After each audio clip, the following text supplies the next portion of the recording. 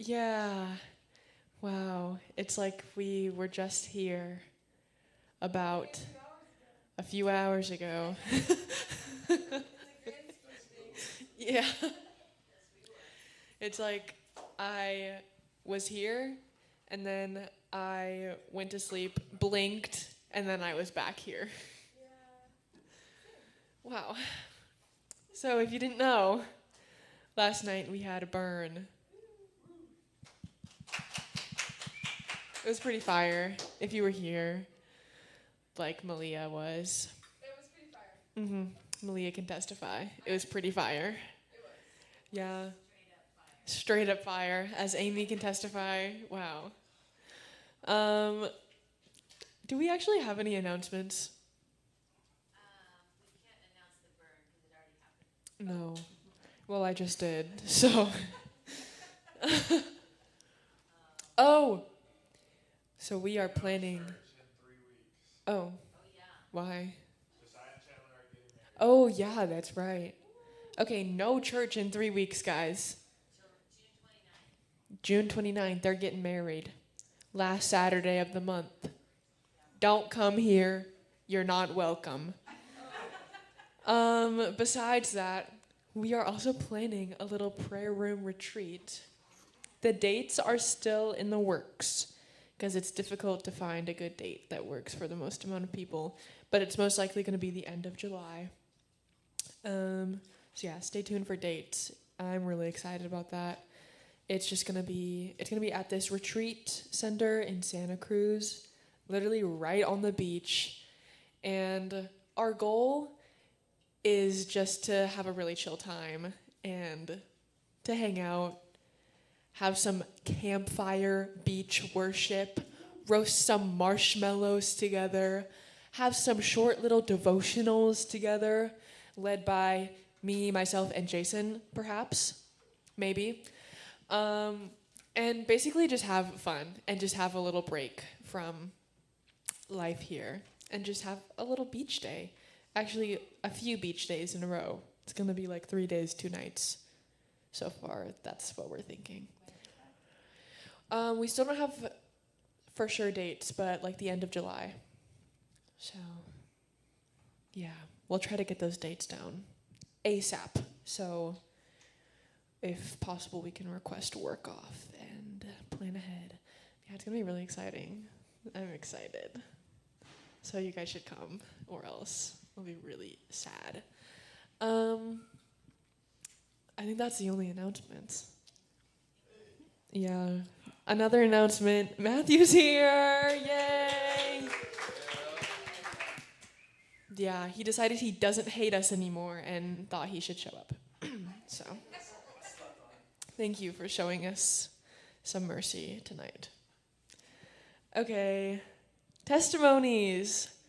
I think we have quite a few testimonies. There's been a lot of things happening recently, like from the burn, maybe some traveling testimonies I've heard. So, if anyone wants to go, Trevor. I'm kind of nervous right now. Don't be nervous, Trevor. It's okay. I like to stand so I can't even hold the microphone. Oh, yeah. All right. Thanks, You Jason. got it? All right. No, you can get it. I only have one hand. Okay. We need 3 people. Yeah. Thank you. All right, Trav, wait. I think Andy's watching. Yeah. Is that a good height? Probably right over here. Okay, you can step up to it. All right. All right. How you guys doing? Well, if some of y'all don't know me, I'm Trevor. I'm one of good friends of Josiah Danny since high school. And today I'll be talking about my experience of going to Oklahoma. So this is why I'm wearing my hat where it says Tulsa.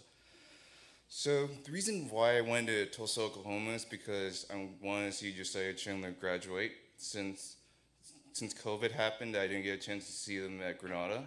But this is my first time going to Oklahoma by myself from Cali to there.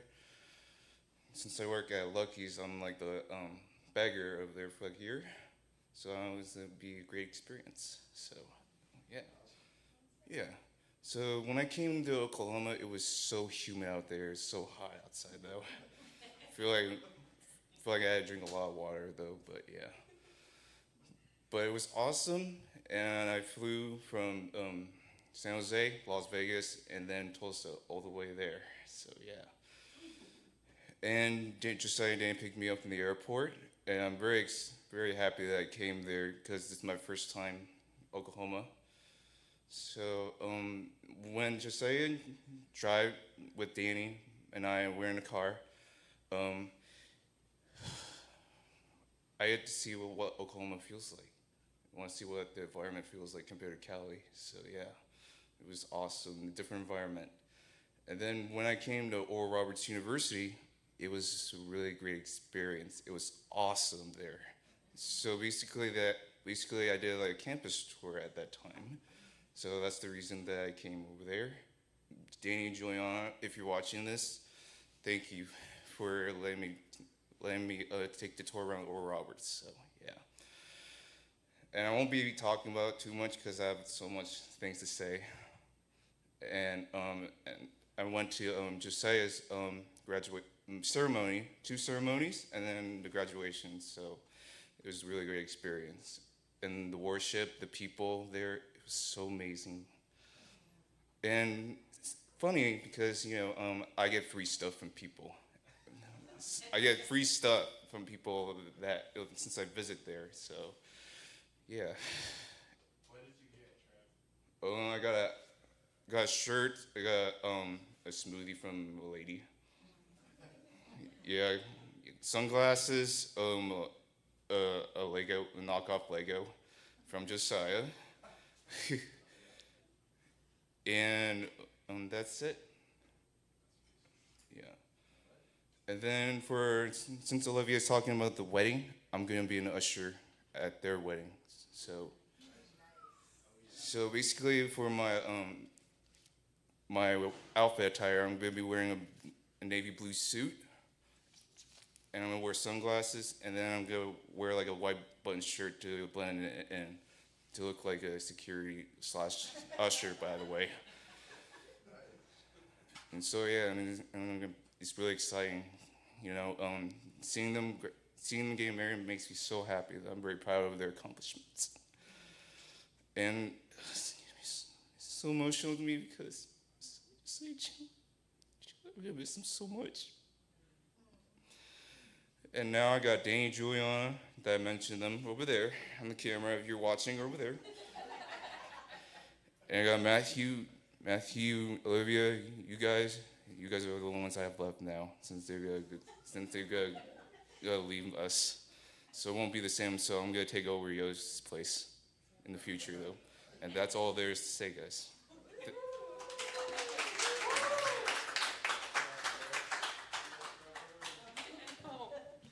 That was really sweet, Trevor. Thank you for sharing. Does anyone else have a testimony? Chandler!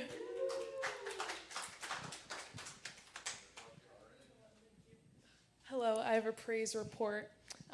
Recently I asked for prayers because I just graduated nursing school and I just took my NCLEX, which is like the nursing exam.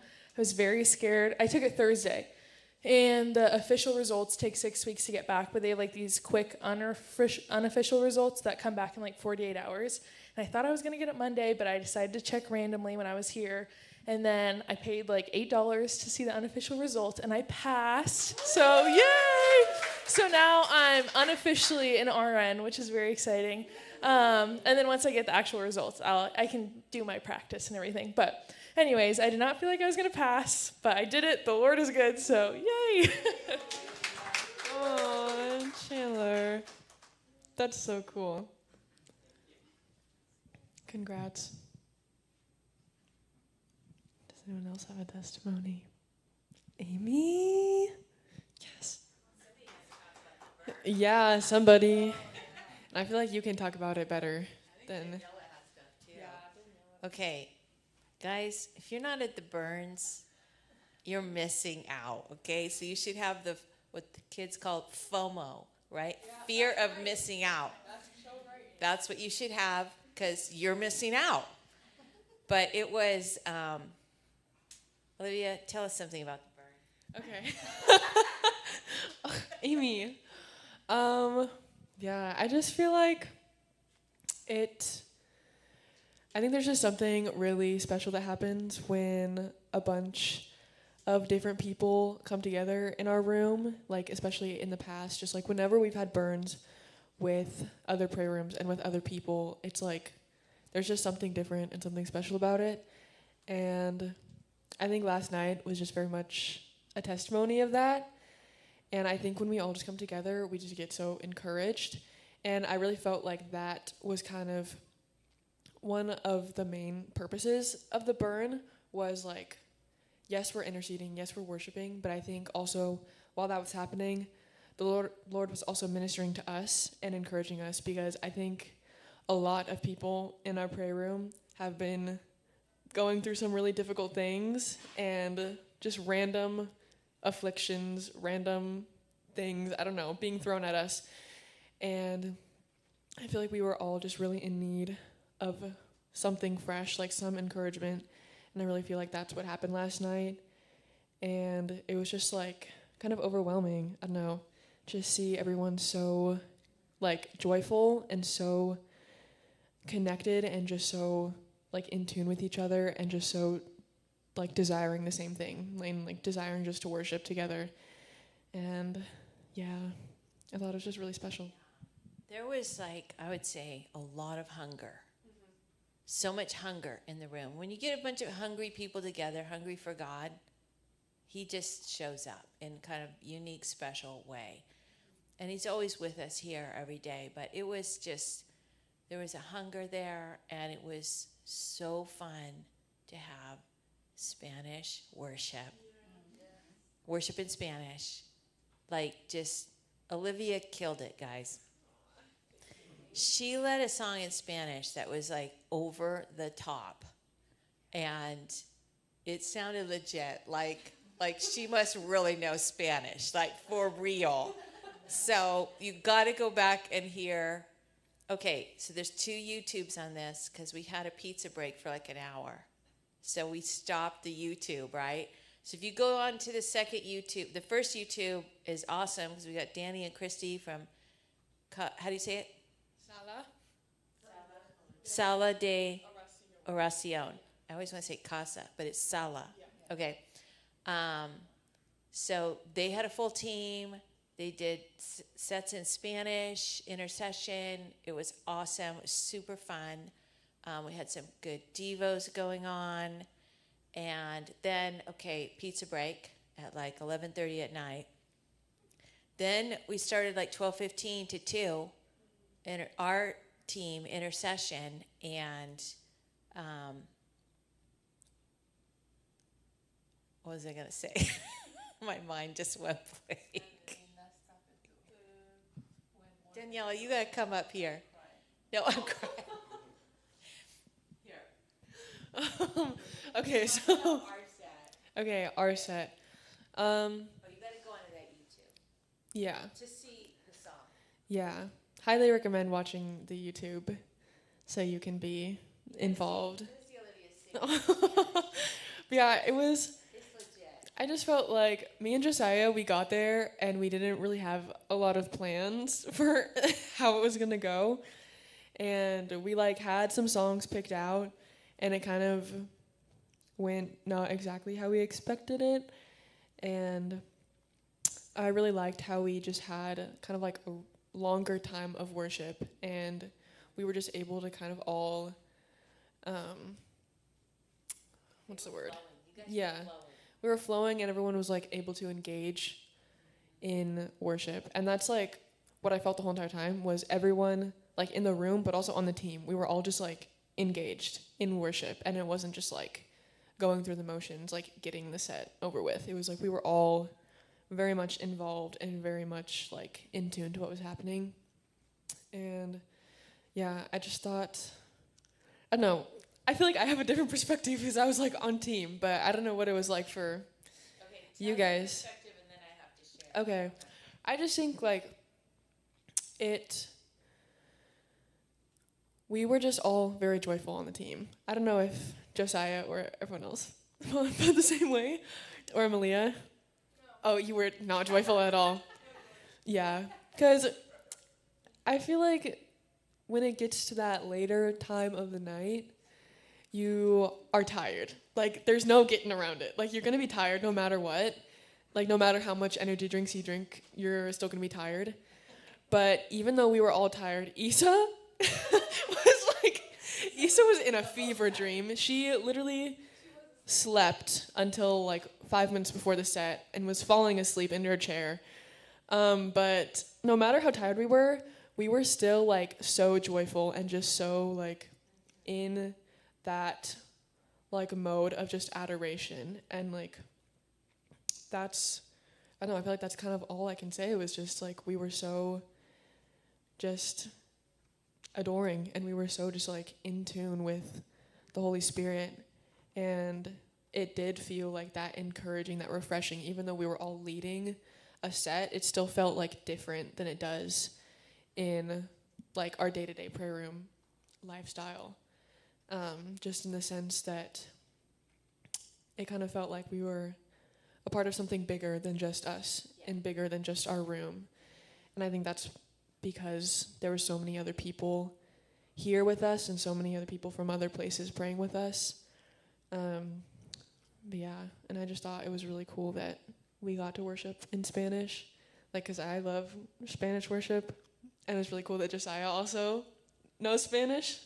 So that was really cool that we got to lead together on that, and that like people in the room spoke Spanish, and so it was like, yeah, it was really cool. It was really special. It just was a really sweet moment for me. Yeah. And I feel like I got like blessed from it.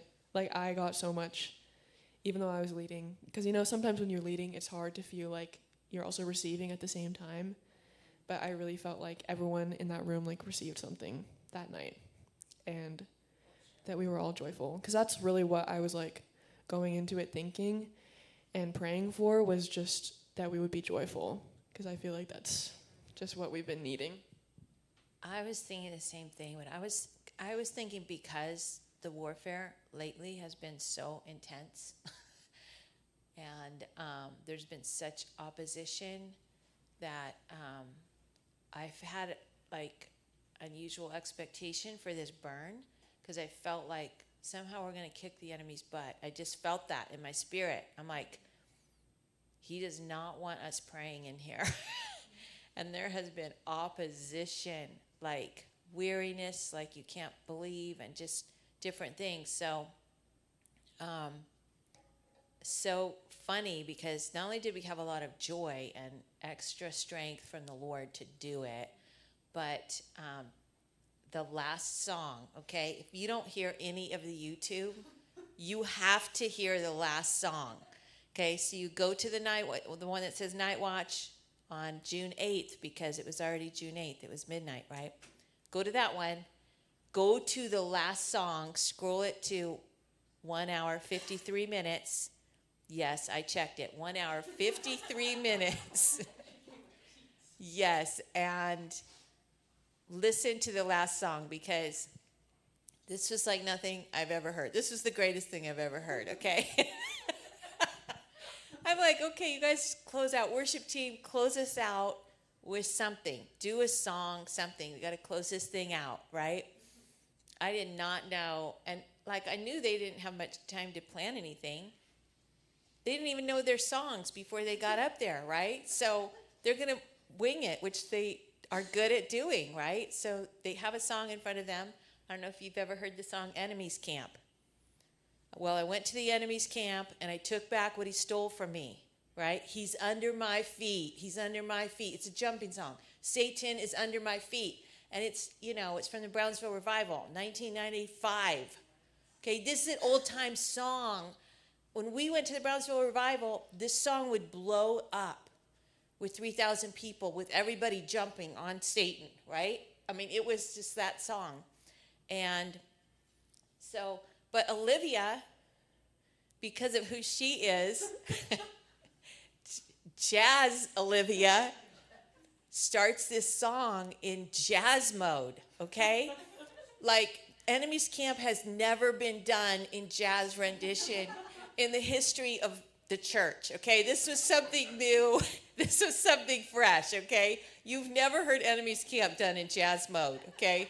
So you have to hear it because she did it, and Josiah and Dan Knight, who are also jazz people, okay? Josiah's all over the keyboard. Dan Knight's drumming these people know jazz, okay? So they were all in sync with each other. And it was Enemies Camp jazz mode that you've just never heard anything like it. And to get the full effect, okay, don't listen on your phone. You really need to plug it in somewhere so you're hearing it in your good car speakers or some surround sound or something, okay? You need to get the full effect because it was off the charts, so much fun, and I felt like we just stomped on Satan's head, okay? We kicked butt on Satan, and it was the last song that really drove it home. Yeah, and honestly, I think like it felt so weird because me and Josiah, we kind of talked about like, oh, what if we did that song? But like we didn't get the chords or anything. I didn't even have like the lyrics. I didn't know all the lyrics, that's why I didn't sing all of them. But like something happened, and I feel like it was a lot of Josiah's playing where I didn't even know. Like I've never heard you play the piano like that before. It was honestly like I didn't even know what happened. Like I don't know. Like we have like never sounded like that ever. Not that we're bad, but it's just like, whoa, I did not expect that to happen. But yeah, huge props to Josiah because he carried that on piano. It was crazy, and we are lucky to have him here. So You else want to add anything? yeah, it was super fun. Daniela, she was here. You want to add anything? I was just so happy. Malia? Malia was on team. We were Yeah. very supportive. And she cut in there with her cool voice several times. Yeah. Awesome harmonies. Okay. Yeah, I think that's enough about that. We should probably get started with speaking. Daniel? Yay! Daniel Knight.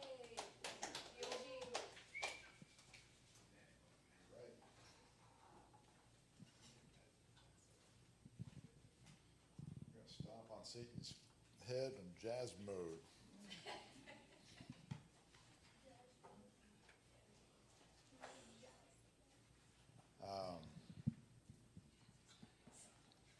Let's see, I'm going to be turning to Habakkuk, so maybe you should too, because it takes me probably as long to find it as you. But it's like near the end, not quite to Matthew. There we go. So I'm going to pray. Father, thank you for just this gathering. Thank you, Lord, for the opportunity to do things like pray till 3 a.m, feel your presence, feel the warmth, friendship of those in other prayer expressions and others trying to bring prayer room to their region, Lord, from San Leandro and from wherever Victor's from. And I thank you, Lord, for your presence here tonight. Thank you for the stories that you weave into each life, for Trevor's testimony, for the testimony of the burn last night, for helping Chandler to feel like everything was just a waste of time and to come out with victorious, Lord. It just gives such confidence. Lord, I thank you for your presence here. Would you just let us feel your nearness in Jesus' name. Amen. All right. Well, we are still talking about prayer. We are a prayer room. And so that's what we're going to be doing for a little while. I mean, it's so familiar. Prayer is so familiar that you wonder why we even talk about it at all. But I've been really enjoying these times for hearing each of you talk, several of you giving messages. I've been enjoying digging into it.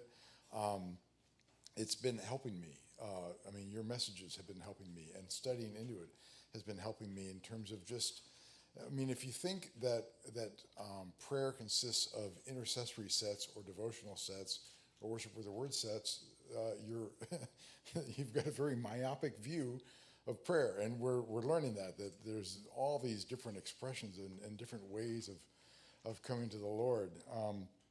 Many are comfortable with prayer. They're familiar with the joys of it. They're comfortable in their identities as adopted children, which you talked about, or as kings and priests, which you talked about, and others aren't. But we're going to be going through this series, just taking a leisurely look at different expressions, different types of conversations that we can have with the Lord. And the Psalms are a terrific source of inspiration. We're going to go through a couple of Psalms. But what I want to do is talk about prayers of lament. Prayers of lament. Those are prayers of complaint where you are suffering. And so I am nervous about talking about this. I am what you call consciously incompetent. So you know those 4 stages of learning where you are, if you don't know anything about anything, you are unconsciously incompetent. You don't know what you don't know, and you're not very good at it. And so think about like driving, like when you first learn to drive. When you're like maybe 12 years old and you watch other people drive, you are unconsciously incompetent. You don't know how to drive, and you don't know what it means to drive. And all you know is that you get in the car and somebody takes the controls. And so the next stage is consciously incompetent. That's you with a learner's permit, where you know what you don't know. You know, and you've got to drive this thing, and you are learning a lot. And so I know what I don't know. We're going to be talking about suffering, and there's a lot I don't know about suffering. There's a lot I don't know about prayers of lament. Eventually, you get to the point where you are consciously competent. You know what you know, and you can do it. So you are a 16, 17-year-old, and you're driving, and you're good at it. But you've got to think to yourself, 10 and 2, check over your shoulder, look in the mirror. You've got to think through all those things. Eventually, when you're driving, and those people, if you are consciously competent, they're really good teachers because they know what they're doing, and they can tell you exactly what to do. Bad teachers are people who are unconsciously competent, meaning that they don't even know what they do, but they're really good at it. It's like me being in my 60s and driving. It's like when I was trying to explain to my kids how to drive, there were certain things where I don't exactly know why I do this, but and so I couldn't really put words into it. I had to go into driving instructions. For instance, this thing that I emphasized with Danny driving, where you slow down into a curve and then you accelerate out. I thought that's pretty good. I always do that, but I never really had words around it because I am unconsciously competent driving. So anyway, in suffering, I am unconsciously incompetent. I am consciously incompetent. I know that I don't know anything. So I just want to let you know that a lot of this is just me trying to understand what the Lord's doing with suffering, what's He trying to do with prayers of lament, and how we can come to Him. At the end of this message, I'm going to give you an opportunity, if you want. You don't have to, but I am going to try and muddle my way through prayers of lament and through suffering. And I'm going to give you a chance, if you have gone through suffering, if you have been in that place where you have wrestled with the Lord and you have pulled down heaven and you have walked through the valley of the shadow of death and you felt His presence even though it was uncomfortable, and there's something you want to bring, I'm going to give you an opportunity to come in and just kind of share that if you want. You don't have to, and it's okay if nobody does, but I want to give you an opportunity because there are people in this prayer room who have gone through massive amounts of suffering, who are still in a very strong suffering mode, who still have questions with God about what is He doing and why is He this way, and I can't go anywhere else. I know too much, and yet I don't understand what He's doing. That kind of mode, people are very much helped by you being able to speak that. So you can talk about what you've learned. You can talk about what helped. You can talk about what was a source of relief. You can talk about counsel that you got that was absolutely not helpful. So that helps us. That helps people like me not to say the wrong thing around other people. We can turn the YouTube off if you're interested in coming in. So what is a lament? A lament is basically, we've all heard of the book of Lamentations, right? It's basically it's a complaint. It's somebody suffering with difficulty, and they're coming to the Lord, and they're crying, and they're laying it out. J.I. Packer says that while nobody likes people who whine or complain in the Bible, when bad things happen to good people, they complain with great freedom, which is true. In the Bible, the laments are everywhere, and they are very prominent. People in the Bible are honest with their pain. They don't try and hide their pain. They seem to regard the ability to speak about pain with some wisdom. And so, for instance, when you go through the Psalms and you see, and about a third of the Psalms are Psalms of lament. When you go through those Psalms and you see, how long, O Lord? How long, O Lord, how long until will my enemies continue to dominate me? How long until you turn your back on me? I feel like I'm talking to the back of your head. How long, O Lord? Those are prayer. That's the beginning of a prayer of lament. And so it's asked almost 20 times. They have a typical pattern. Like, actually, you can flag Habakkuk somewhere, but I'm going to go to, I'm going to flag Habakkuk because I can never find it. And I'm going to go to Psalm 13, for instance. And we'll look at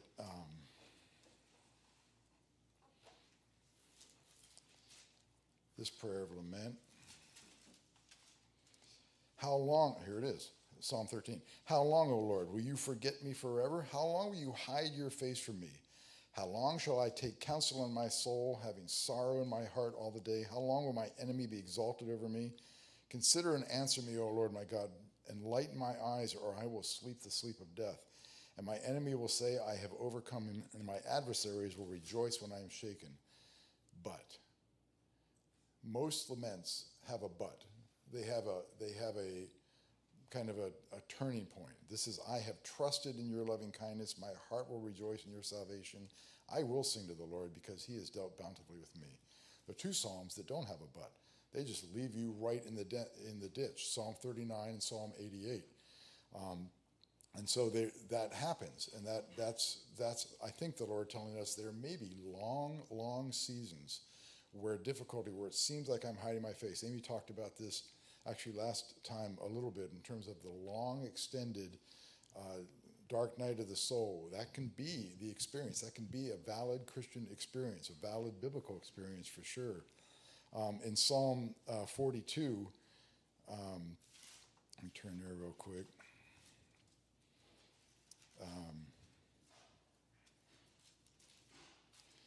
Psalm 42, one of my favorites, right? It's a perfect song to sing from the piano. As the deer pants for the water brook, so my soul pants for you, O Lord. My soul thirsts for you, for God, for the living God. When shall I come and appear before God? My tears, now he goes into the lament, my tears have been my food day and night while they say to me all day long, where is your God? These things I remember as I pour out my soul within me, for I used to go along with the throng and lead them in the procession to the house of God with the voice of joy and thanksgiving, a multitude keeping festival. And then he turns himself and he says, basically talking to his soul, why are you in despair, O my soul? Why are you so disturbed within me? Hope in God, because I will yet again praise him for the help of his presence. And then he goes back into despair. Anyway, this very typical psalm of lament. These are psalms of basically complaint.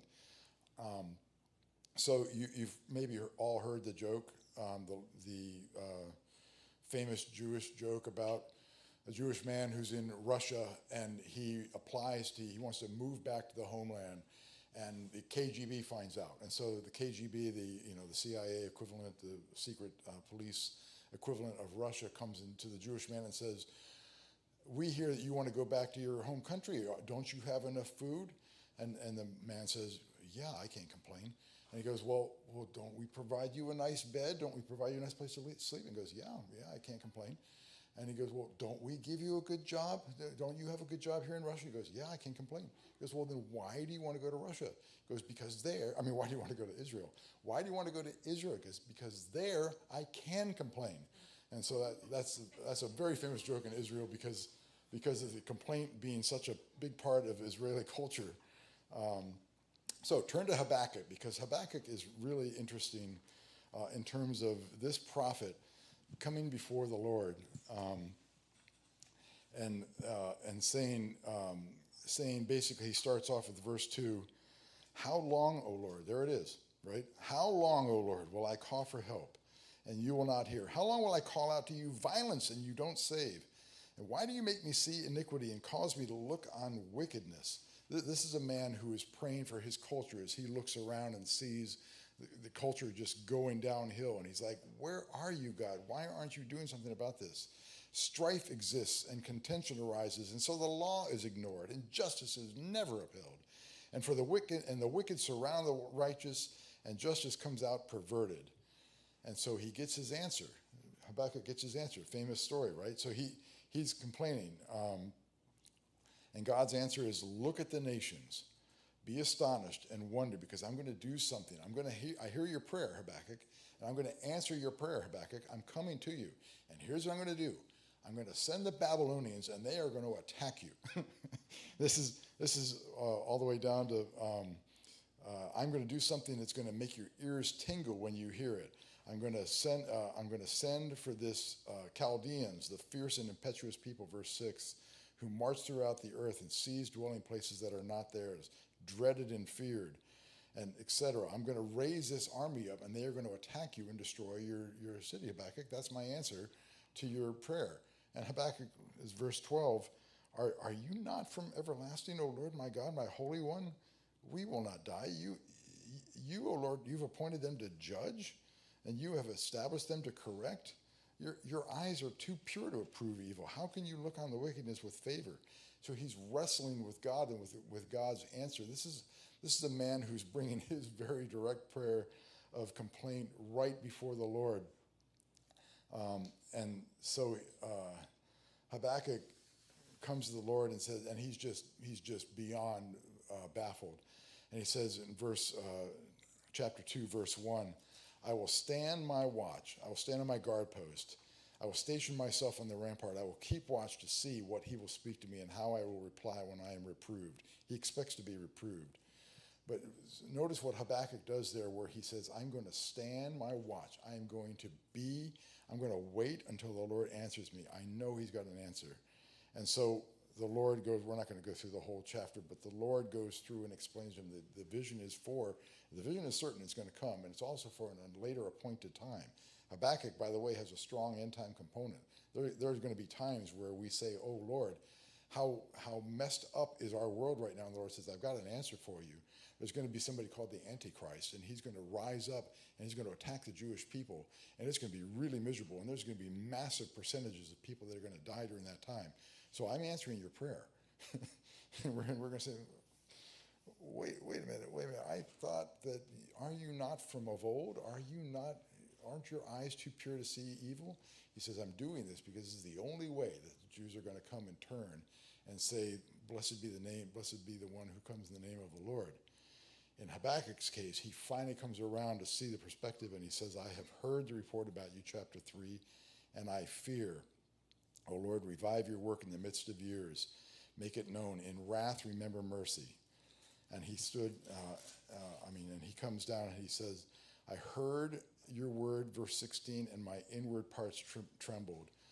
And at the sound, my lips quivered, because I must wait for the day of distress and for a people to arise who will invade us. He comes and he agrees with the Lord. He says, I understand that there's no way around this, and I understand that I'm confused by it, but I understand what you're doing. So nevertheless, verse 17, though the fig tree will not blossom and there's no fruit on the vines, and the yield of olives should fail, and the fields produce no fruit, and though the flock be cut off from the fold, and there be no cattle in the stalls, yet I will exalt the Lord. I will rejoice in the God of my salvation. The Lord God is my strength, and he has made my feet like hinds' feet, and he makes me walk on high places. He comes to align himself, saying, I don't understand you. It's a place where you can only go when you are suffering. I don't understand you. I don't understand what's going on, and I have nowhere else to go, and I trust you. When you get to that point, you become like Habakkuk, where you're nervous, but you're watching. So you might say, well, wait a minute, I thought it was a sin to complain. Isn't it a sin to complain? Doesn't Philippians 2:14 say, do all things without grumbling or disputing? For instance, so that you may prove yourselves to be blameless and innocent, children of God above reproach. Isn't there a warning by Paul in 1 Corinthians 10 where it says, don't try the Lord as some of them did who were destroyed by the serpents. Don't grumble, right? Don't complain as some of them did who were destroyed by the destroyer. That incident that Paul is talking about, don't grumble as some of them did. He's talking about those who lived those who were described in Numbers 11. And this is the children of Israel leaving Egypt and walking through the wilderness and complaining always. And so in Numbers 11, it says, the rabble who were among them had greedy desires, and also the sons of Israel wept again and saying, who will give us meat to eat? We remember the fish that we used to eat for free in Egypt, and the cucumbers and the melons and the leeks and the onions and the garlic. Trevor, you probably bagged all these things. But now our appetite is gone, and there's nothing at all to look at except this manna. Now, manna was the white flaky stuff that fell out of the sky, and verse 7 in Numbers says, now manna was like coriander seed, and its appearance was like that of like bdellium, and the people would go and gather it and grind it between 2 millstones and boil it in a pot and make cakes, and the taste was like cakes baked with oil. And Moses heard the people weeping through their families, each one at their doorway of the tent, and mad at Moses for taking them out of Egypt. And the anger of the Lord was greatly kindled, and Moses was displeased. And so in verse 11 of Numbers, here's Moses' complaint. Moses says to the Lord, why have you been so hard on your servant? Moses is a servant. Why have you been so hard on your servant? And why have you been so hard? Why have I not found favor in your sight? And why have you laid the burden of all this people on me? Was it I who conceived these people? Was it I who brought them forth? That you should say to me, carry them in your bosom as a nurse carries a nursing infant to the land that I swore to their fathers? Where am I going to get meat to feed all these people? There's about 1 million people. Where am I going to get meat to feed all these people? For they weep before me, saying, give us meat that we may eat. I cannot carry this people because it's too burdensome for me. So if you're going to deal this way with me, please kill me at once. That's Moses' command. Verse 15, please kill me at once. If I have found favor in your sight, then kill me. And do not let me see my own wretchedness. There's something in this prayer that's really profound. I mean, Moses is clearly at the end of himself. He is clearly beyond. He has nothing left in the tank. There is no reserve yet. And who is he complaining to? He's not complaining to Aaron. He's not complaining to Miriam. I think this is why James 5:9 says, don't complain, brethren, against one another, so that you yourselves may not be judged. Behold, the judge is standing right at the door. He's bringing his complaint to God. This being at the end of yourself, at the end of the tank, this is how I came to the Lord. This is why I pray for people that don't know the Lord to come to the end of themselves. This is why I pray for people who have turned from the Lord, the prodigals who have tasted of the Lord, have tasted the good things of the Lord and turned away. This is why I pray that they come to the end of themselves, which is not, it's not a nice prayer. When I came to the Lord, I was working and I had come to the end of myself. Was working on a project that was impossible. I was working until 2 in the morning every night. I was coming into work at 8 o'clock in the morning every day. I had this assignment, this massive thing. I had to produce this product. I was young. I was 25 or so. And I didn't know how to assemble a team. I didn't know how to get people to help me. I didn't know how to delegate. And in my mind, if I delegate, that means it's going to take longer, and I'm already late. And so it's a consequence. I'm in this downward spiral. And one night at work, at around 2 in the morning, Amy had been talking to me about this guy, Jesus. And I knew about Jesus. I had some exposure from him that way, but my prayer was like Moses' prayer. It wasn't kill me. I wasn't there, but it was I can't do it. I cannot do this. This is impossible. I cannot do this project. I am going to fail, and that's all there is to it. And so I give you my life. Not not to you to make this project. I've already long since decided that project is going down the toilet. I'm just saying that my life is a mess, and I just give it to you, if you will take it. And that's where Moses is at. And I don't think that Moses had any fireworks that night. I didn't have any fireworks that night at all. I knew the exchange was real. I knew that he took me seriously. I think Moses knew that he was being taken seriously, because God answers Moses by raising up 70 elders to help to administer the needs of Israel. Those 70 elders didn't exist before, but God says, I'm going to take some of the spirit that's in you and I'm going to distribute it to those 70 elders to administer in Israel. So it's okay to complain. It's okay to bring your complaint to the Lord. It's not okay to bring your complaint to others about the Lord. That's what the Lord says. He says, bring your lament to me. I'm the one that can make some hay out of it. So bring your complaint, bring your lament to me. And now, at some level, when we talk about complaint, at some level, we are talking about suffering very quickly. And so John 16:33, the Lord says, these things I've spoken to you so that in me you can have peace. In the world you will have tribulation.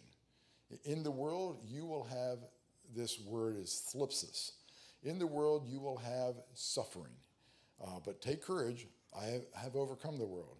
It's not in the world, in this world, some of you are going to have some suffering. It's every single person. In the world, you will have suffering. And that word can be translated as affliction. It can be translated as anguish, as persecution. I really like the word pressure. In this world, you are going to have pressure. All of you are going to feel this pressure. But take care. I have overcome the world.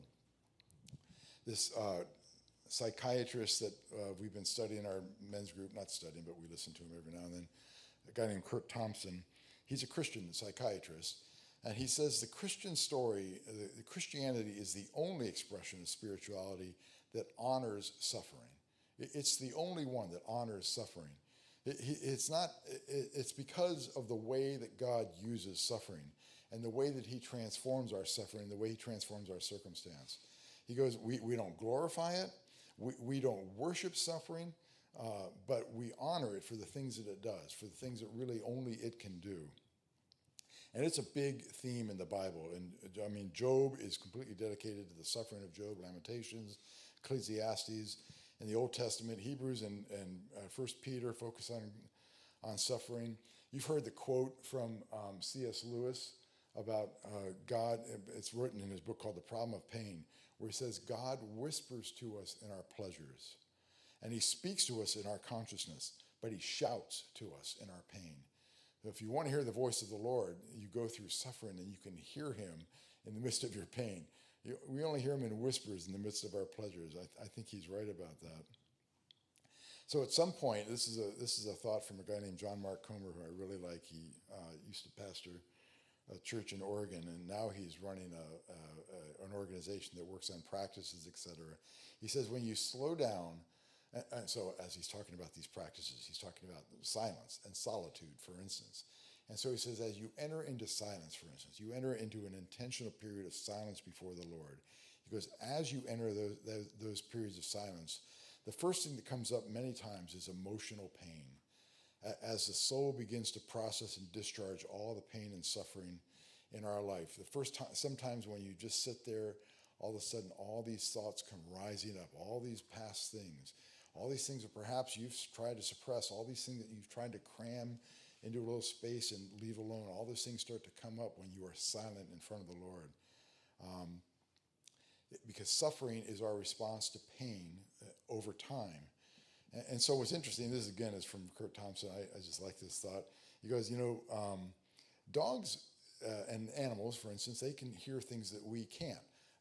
Josiah and I were trying to see if our dog would respond to, the super high pitch of just rubbing your fingers together. I didn't see that she responded, but they can smell, 10,000 to 100,000 times more accurately than we do. Dogs can. But they can't tell time. They don't have a sense of time. They don't have a sense that tomorrow, I'm going to go for a walk. They are like in the moment, and they don't really have an imagination about, and on that walk, I'm probably going to see a squirrel. I'll bet I see a squirrel.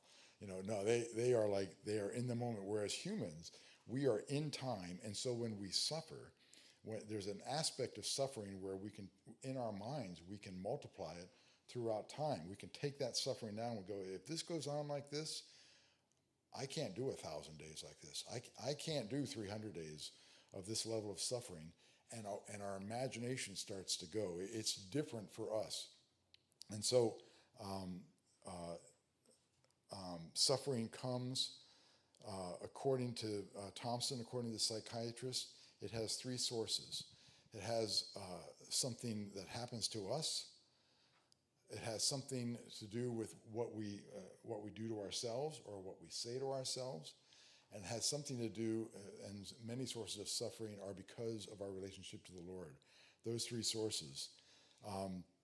Many times, all three sources are associated with the same event. For instance, this is a book by, maybe you've seen this before, but it's by Amy's sister Denise. And Denise, when she was in her 40s, started to have things rise up from her. She had some trauma in her life, some pretty significant trauma. Sexually abused from 9 to 15 by her diving coach. She was a world-class diver, won the Pan Am Games in the winter.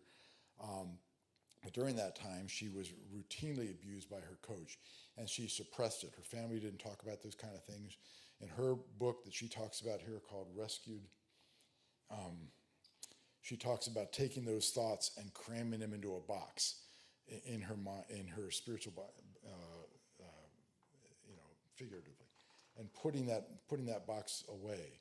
But she's very uncomfortable around men. She feels tainted, and when she finally meets a man who understands her well enough to allow her to just tell her story, things start to come out, especially around in her 40s. Late 40s. By the way, it's very similar to what is going on in IHOP KC, where some things that were accused of, Mike Bickle was accused of, were suppressed for so many years, and some of the women get into their 40s or so, and they start to remember, they're like, I cannot suppress these things anymore, and I cannot be normal anymore. It's not okay. In Denise's case, she starts to go through counseling, and Amy, our Amy, has a major role to play in terms of giving her this hug. There's a picture of Amy. So Denise uses art to sort of express herself as she's going through this healing. And so she draws this picture,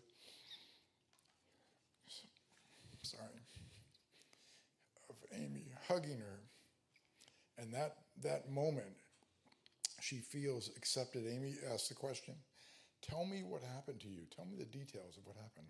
And nobody had ever asked her. Nobody had ever asked Denise to share those details. And that starts this period of healing. And Amy is well known to her sister, well respected by her sister. You might notice that she has a sort of a spiritual bent to her. So she is very much a source of leadership in that way, as is the counselor, as is her very faithful husband, Dave. This book is written by Denise to kind of walk through her journey of healing, and it's a very positive book because the Lord brings her out of it. He helps her with eating afflictions. He helps her with going through the trauma. He helps her to take out the box and to show Denise where the Lord was during all those phases of abuse happening. If you're interested in this, it's available on Amazon, believe it or not. You can actually buy it.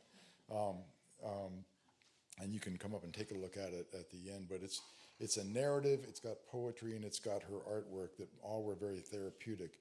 And so when I say that it can be a source of something that happens to you, that was the case with Denise. It was her source of suffering was something that she didn't ask for as a 9-year-old girl. But then what she translated that into was a sense that I must attract this sort of attention. I must attract the fact that I must give off something in me that like attracts this, and I am therefore unlovable for who I am. And she starts to believe that lie. The enemy whispers that lie to her. And until she comes to the Lord, she has anger with the Lord. Where were you during that time? What were you doing during that time when I was so vulnerable? And where were my protectors? And the Lord has to explain to her where he was for that. So all three of those sources were present in Denise's life. J.I. Packer says there's a cruel teaching. He calls it a cruel teaching, a mean teaching in the church that says that being a Christian is going to make your life really easy. He says it's the idea that being a believer decreases your sinning, and then it equips you to change the world, and it means that you are going to have less overall suffering. Your best life is right now. The picture of a normal Christian life being trouble-free, Packer says, is bound to lead sooner or later to disillusionment when you realize that God is using suffering to actually bring you to a place of maturity, but that's painful, and that's not exactly what you thought you signed up for. It's not exactly what you thought the contract was as you were led to the Lord through some other things. But Dietrich Bonhoeffer, the pastor in Germany during the World War II, he calls this phenomenon in the church the wish dream. I think it's a badly translated German word. It probably means something else, but he calls it the wish dream, and he says it's the idea that life as we think it should be, with happiness and satisfaction, no pain, no setbacks, no conflict, no suffering. It's the difference between reality and the expectation of what reality should be. It's that void. And so, for instance, in your marriage, or in family, or in Christian community, it can lead to constant frustration, where you think to yourself, I'm going to enter into this Christian community, and we are going to all have such perfect harmony, and I have in my mind the perfect vision of what it's going to be like, and we are all going to love one another, and we are all, because they're so much like me, and so we're all going to just be in such tight fellowship, and then you realize that we're all people. And we all have our own little stories, and that there's friction when you come together, and it's very difficult to actually live in community. And so then sometimes what you say is, well, forget the whole thing. I can't live in community. I don't even want to see these people anymore. It's like constant frustration. And the cure for that is gratitude. By the way, just as a side note, the cure for that is gratitude with whatever you see in each person, or whatever you see in each little situation.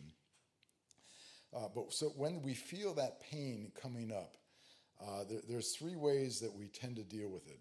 We tend to either deny it. Pain, it's not there. There's no pain there, or we disassociate from it. That is, we are completely separated from it, or we drug it, meaning literal drugs, alcohol, etc., or drugs that disassociate our mind, get our minds off of it, like Netflix binging, like food binging, like anything that will take our mind off of our pain, rather than just to sit with it. And Paul Miller, by the way, this man who's been writing on prayer that I've been reading, he adds a fourth one. You can despair about it. You can face the fact that between the hope that you have and reality is such an avenue of despair. It's a wilderness is what it really is, and I don't want to be in that wilderness. So suffering is absolutely painful. It feels like death. We can hardly bear it. It helps us, it does make a difference. Faced with faith, it can refine us. It helps us to make small things small and get big things big, make big things big. It is used by the Lord to mature people. So what do you do with suffering? What helps? Well, prayer helps. That's why I bring it up in this series. Prayer was when Jesus is facing the prospect of the cross, when he's facing the fact that he is going to go to his death, he's going to bear the sins of the world, he prays. He takes his three best friends with him to Gethsemane, and he prays. He prays agonizing prayers. He lays it out before the Lord in Gethsemane. And it says he prayed even more earnestly. Hebrews says, in the days of his flesh, he offered up prayers with loud crying and tears to the one who was able to save him from death. And he reconciles himself to the Lord's will in that garden. The Lord does not take the cup from him, but through prayer, Jesus is steeled. He is engaged in his will in terms of following the Lord.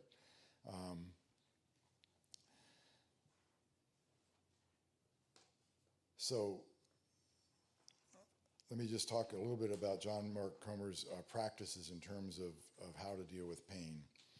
I really want to read this. Here we go. Yeah.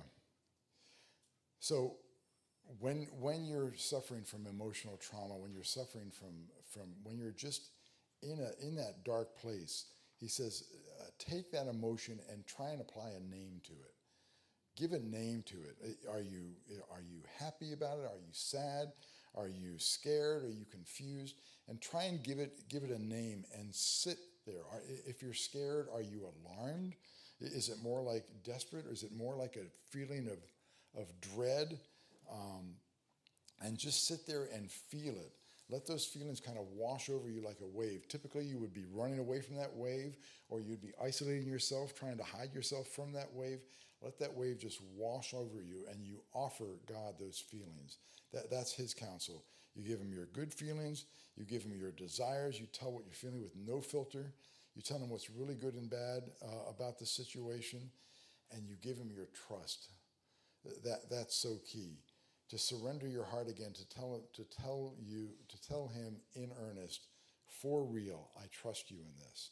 Get to that place where I know what it's like not to trust the Lord. I've said very clearly out loud to the Lord, I don't trust you. I do not trust you in this. And to get to the place where you finally say, I trust you beyond all things. And you might find that there's multiple layers that have to be removed. Whenever we talk about, thinking that you're through one layer and then getting to another layer, it reminds me of this story of Eustace in the book of the Dawn Treader. And so I'm going to read you this little section because I like it. You remember Eustace, he's a real ornery little brat that gets on the ship in the Dawn Treader, and he's been making this voyage, and he's been making life miserable for everybody on board, and he's enjoying doing it. He's really good at making people miserable, and he likes it. You guys know people like that, maybe. He's really good at it, like my little brother used to be. And so Eustace goes hiking off by himself, doesn't tell anybody. He finds a dragon's treasure, and he finds it just as a dragon is about to die. And he takes a piece of the dragon's treasure and he puts it on. He puts the gold bracelet on his arm. It's very loose, and then he goes to sleep. And when he wakes up because the pain on his arm is really bad. And he looks down and his arm is scaly, and he's got this tiny little band on his arm. He has turned into a dragon. Eustace has turned into a dragon. And so there's a good part of the story explaining how this dragon is trying to explain to his friends that he's a good dragon. He's the Eustace that they know, and they're scared to death of the dragon. And finally they realize, okay, well, maybe this dragon is okay. Oh, it looks like it's Eustace. It looks like it's trying to communicate to us. And now what do we do? Now we got to go on a journey, and how do we take a dragon with us now that we want this dragon? And so that's where we'll start. It says, of course, what hung over everyone like a cloud was the problem of what to do with their dragon when they were ready to sail. They tried not to talk about it when he was there, but he couldn't help overhearing things like, well, would he fit along one side of the deck? We'd have to shift all the stores to the other side and down below us to balance. And what about towing him? Would that do any good? And would he be able to keep up if we were to fly the whole time? And how are we going to feed him? And poor Eustace realized more and more that since the first day he came on board, he had been an unmitigating nuisance, and that he was now a greater nuisance still. And this ate into his mind just as that bracelet ate into his foreleg. And he knew it was only making it worse and worse to tear at it with his great teeth, but he couldn't help tearing it now and then, especially on hot nights. About 6 days after they landed on Dragon Island, Edmund happened to wake up very early one morning, and he was just getting gray to where you could see the tree trunks if they were between you and the bay, but not in the other direction. And as he woke, he thought he heard something moving, so he raised himself up on one elbow and looked about him, and presently he saw a dark figure moving on the seaward side of the wood. The idea that once occurred to him was, are we sure there's no natives on this island after all? And then he thought it was Caspian, and it was just about the right size, but then he knew Caspian's the captain. But he knew that Caspian had been sleeping next to him, and he could see that he hadn't moved. Edmund made sure that his sword was in its place, and then he rose to investigate. And he came down softly to the edge of the wood, and the dark figure was still there. And he saw now that it was too small to be Caspian, and too big for Lucy, and it did not run away. Edmund drew his sword, and was about to challenge the stranger when the stranger said in a low voice, "Is that you, Edmund?" "Well, yes, who are you?" said he. "Don't you know me?" said the other. It's me, Eustace." "By Jove," said Edmund. "So it is, my dear chap." "Hush," said Eustace, and lurched as if he was going to fall. "Oh," said Edmund, steadying him. "What's up? Are you ill?" Eustace was silent for so long that Edmund thought that he was fainting, but at last he said, "It's been ghastly. You don't know, but it's all right now. Could we go and talk somewhere? I don't want to meet the others just yet." "Well, yes, certainly, wherever you like. And so we can go and sit on those rocks over there. I say, I am glad to see you looking yourself again. You must have had a pretty beastly time." They went to the rocks and they sat down looking across the bay. He said, I won't tell you how I became a dragon. I'm going to save that for the others just to get it all over with all at once. And by the way, I didn't even know I was a dragon until I heard you all using the word when it turned up here the other morning. I want to tell you how I stopped being one. "Well, fire ahead," said Edmund. "Well, last night I was more miserable than ever, and that beastly arm ring was hurting like anything. And he says, and Edmund said, "Is it all right now?" And Eustace laughed, a different laugh than any that Edmund had ever heard him give before. And he slipped the bracelet easily off of his arm. He said, "There it is," he said, "and anyone who likes it can have it as far as I'm concerned." Well, as I say, I was lying awake and wondering what on earth would become of us. And then, but mind you, it may have all been a dream, but I don't know. Well, go on, said Edmund with considerable patience. Well, anyway, I looked up and I saw this very last thing I expected. I saw a huge lion coming slowly towards me. And one queer thing was that there was no moon last night, but there was moonlight where the lion was. So it came nearer and nearer, and I was terribly afraid of it. You would think that being a dragon, I could have knocked any lion out easily enough, but it wasn't that kind of fear. I wasn't afraid of it eating me. I was just afraid of it, if you can understand. I was just afraid of it. Well, it came close to me and looked straight into my eyes, and I shut my eyes tight, but that wasn't any good because it told me to follow it. What, you mean it spoke? Well, I don't know. Now that you mention it, I don't think it did, but it told me all the same. And I knew I'd have to do what it told me, so I got up and I followed it, and it led me a long way into the mountains. And there was always this moonlight over and around the line wherever we went. And so at last we came to the top of the mountain that I'd never seen before. And on top of this mountain, there was a garden with trees and fruit and everything. And in the middle, there was a well. I knew it was a well because you could see the water bubbling up from the bottom, but it was a lot bigger than most wells. And the water was clear as everything. And I thought, if I can get in there and bathe, it would ease the pain in my leg. But the lion told me I must undress first.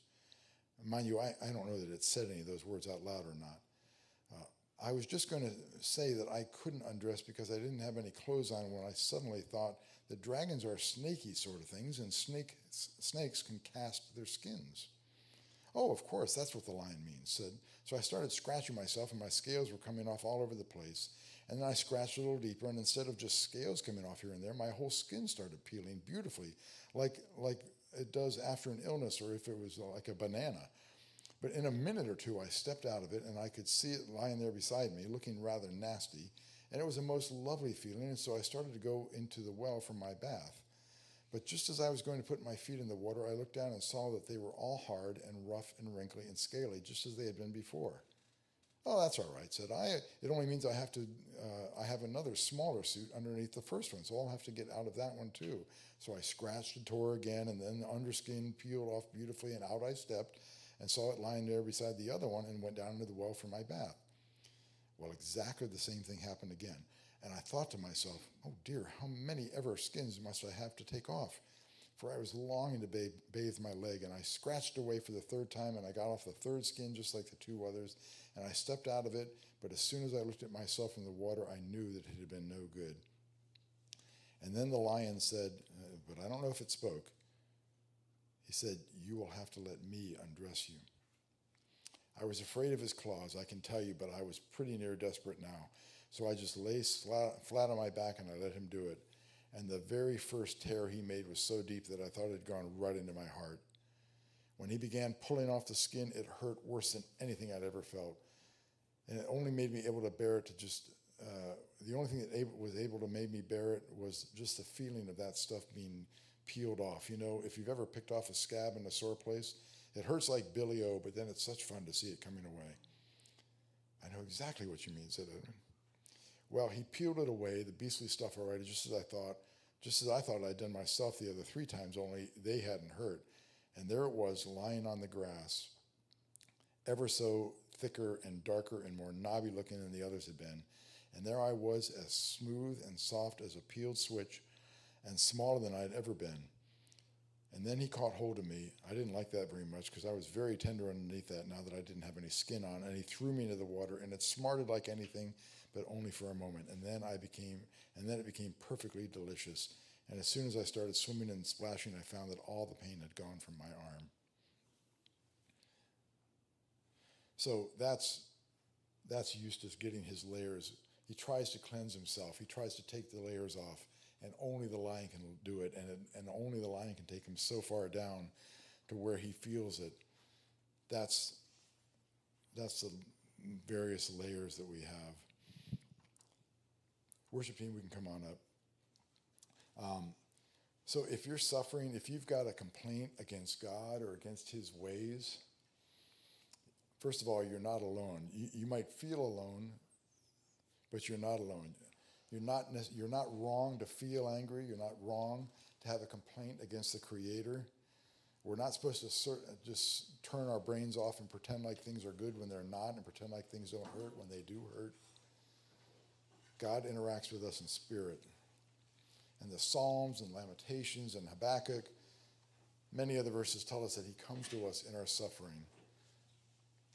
And our complaint is a valid form of prayer. He cares and he can be trusted with our darkness. So several are suffering right now. Several have gone through periods of suffering. It may be that you've passed through a period of suffering. You may still be in it. But like I offered at the beginning, if you want to come up and share how you're dealing with this, what helps you, what helps that we can tell you, what doesn't help, what you've heard that doesn't help. Absolutely bad advice, for instance. I just want to give you that opportunity to come on up. Anybody interested in sharing?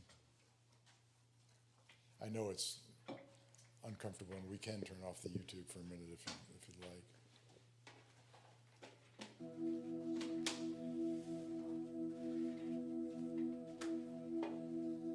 Let's turn off. Do you want YouTube off? Let's turn off the YouTube.